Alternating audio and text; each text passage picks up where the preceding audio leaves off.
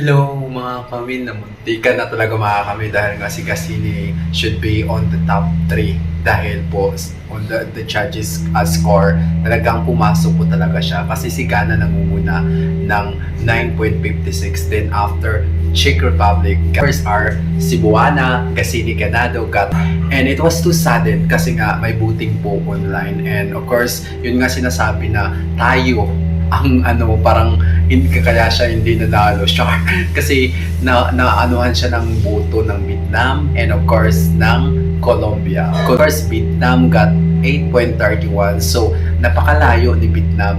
Vietnam is too far for the top 3.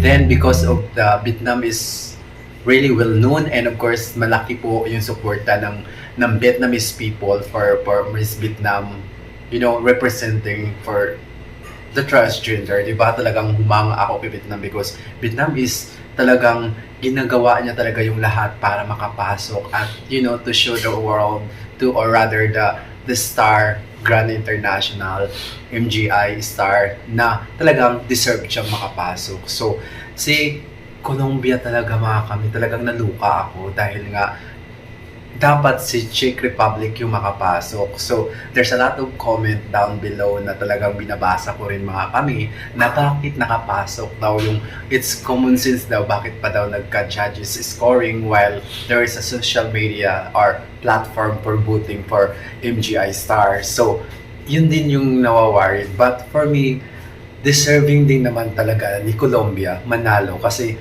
down to earth din tong si Colombia. The body was perfect, beauty was perfect, and of course matalino rin naman si, you know, yun yung lagi kong sinasabi mga kami, in each individual has their own way being who you are to show rather the MGI star kung sino ka talaga, kasi hindi naman kasi yan makukuha yung crown if the judges and those voters around the universe, or rather around the MGI star, that yun yung napick nila si Colombia. Kasi pagbabasihan mo yung score mga kami sa judges, it was too far from top 3.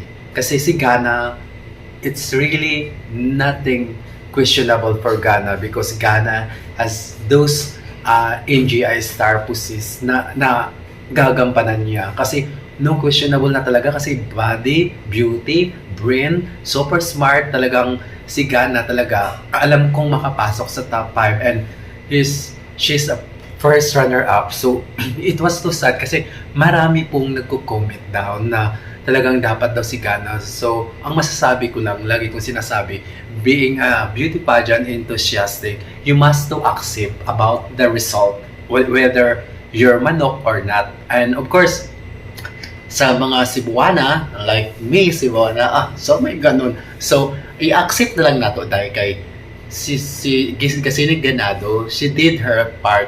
Pero, yung nakakapagkuan lang kasi, nakakasad lang kasi mga Inday, kasi kulang yung vote niya. Kumbaga, parang napukonsensya pa tayo, no? Dahil nga hindi siya nakapasok sa top 3. Kasi, in terms of voting, talagang si Vietnam talagang malakas po talaga. Doon po talaga tayo nagkakabulyaso kasi in terms of the judges, kasi nga 10, di ba? Si Lupita lang naman saka yung si Miss Grand International anong year yun nanalo na binigyan niya ng 8, 8, 9, 8 something, 8, then 8, 9, then 8 si Lupita. So, Latina girls, di ba? So, no comment about that kasi nga that's their own decision and they are the judge, so we don't have the right to comment about the score that they given to Cassini. But for me, nakapasok talaga sa top 3 si Cassini, but we are lucky enough because she's getting on that high caliber position, top 5. Kasi ang hirap po mga kami,